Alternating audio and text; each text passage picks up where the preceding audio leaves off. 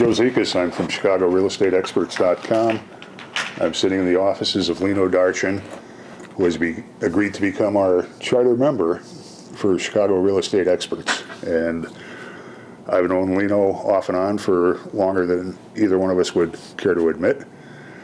Lino has been a Lincoln Park resident since 1966. 1966. Right out of the Army, came back to Chicago and decided I didn't want to live on the South Side, so I discovered Lincoln Park and haven't moved since.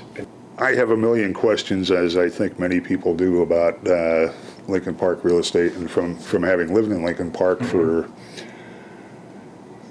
15 years or so, I've always considered it to be 50, 60, 100 different neighborhoods. I would agree entirely. Yeah, there's, I call it pockets. Each community in the city of Chicago has different pockets. Lakeview, for instance, has Wrigleyville as a pocket, the Southport corridor is a pocket. Lincoln Park is exactly the same way, what with Old Town, and the Park West community and the Wrightwood neighbors. They all have little pockets. Lincoln Avenue itself is a pocket unto itself. The pockets in my mind in Lincoln Park are even smaller than that. They tend to be almost at block length. Yeah, they are in a number of cases. Surely in certain areas. Because you have some very special kind of Precisely. blocks in Lincoln Park and in DePaul. Right. Webster between Halsted and Dayton, for instance, is just the Athenian Room, Glasgows, under things, various sundry other things, and that one little isolated block. Or blocks that are intensely desirable to people, like the 2300 block of Cleveland, or the 2100 Precisely. block of Cleveland, or the 2200 block of Fremont used to be one of those prize blocks. Or 2100 block of Hudson. Yes, and still are. I mean, to this day. I mean, Cleveland, 2400 Fullerton to Belden is still sort of a sacred street to a certain extent. There's very seldom does anything become available on that street.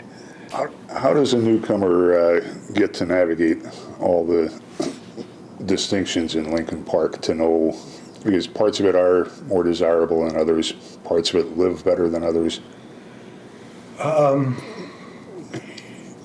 That's sort of a difficult judgment call to a certain extent. I try to, within reason, if someone is new to Chicago, new to Lincoln Park, they actually have to literally get out of my car or their car and walk some of the neighborhoods to actually feel the difference in some of the streets. I would recommend that anybody from anywhere walk every street almost in Lincoln Park, just because it's a fun walk. It's a wonderful walk. It's a very delightful walk. What happens, unfortunately, is sometimes people come to Chicago and they don't know anything other than the fact that they should live in Lincoln Park, and they don't give themselves enough time or spend enough time with someone, candidly, like myself, who knows the community, to take them around the community and show them, the exciting commercial Halsted and Armitage corridor, the Clybourne corridor, show them what Lincoln Park is all about. That's one of the things I love to do with my clients new to Chicago. Just take them on a tour. Take them on a tour.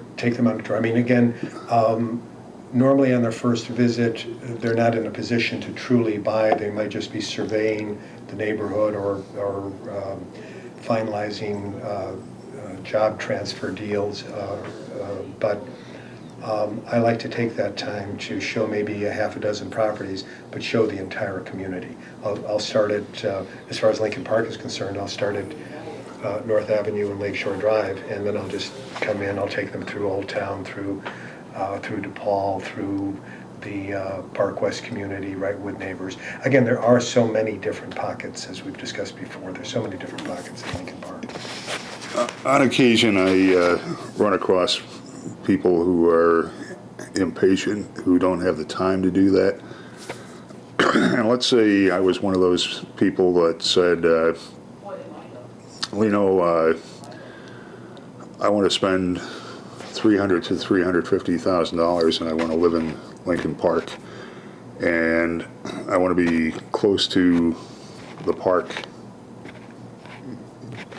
just find me a place. Well- Where would you put me? What was that price range again? 300 to 350. I realize that's kind of on the lower end in Lincoln Park. Somewhat but- on the lower end. The truth of the matter is that the MLS, the data that we have will dictate where I can find property in Lincoln Park in that price point. Doesn't matter if it's a one-bedroom or two-bedroom to Well- me. I just want to be in the best location and Well, in a good building. first of all, yes, I could suggest buildings that they avoid, but I'd be very, very hard pressed to make a decision for someone. I could give them some wonderful ideas, but we're going to look at those I'm properties. insisting that you make a decision for me. Would you do that? No, I would not. You would not? I would not. In all candor, I would not, because I believe quite strongly that a buyer needs to know the community that he or she is moving into, and that's one of the most important roles that a seasoned licensed real estate professional plays, is to introduce someone to a neighborhood. Again, some people are restricted because they want to stay within a certain school district, they want to stay within a certain price range, they want a view of the lake. I mean, obviously, under those circumstances, I can reduce substantially the parameters that they'll be searching in, but I'm not going to be making any decision for them. In fact, I share facts with my clients, but I tell them to go with their feelings. And what I do have to do from time to time, sad to say, and I think you're probably familiar with how some buildings in Lincoln Park, Lakeview, and other neighborhoods as well too, were, to my way of thinking, B-class rental buildings that were converted into C-class condominium buildings. Or And C-class rental buildings that were converted into D-class condominium buildings. Precisely. And so, again, steering is something that I would never do, but I will always share my opinion as far as the building is concerned. That having been said, there are certain buildings that have over the years changed. They have become much, much better than they were when they were originally converted from rental to condominium.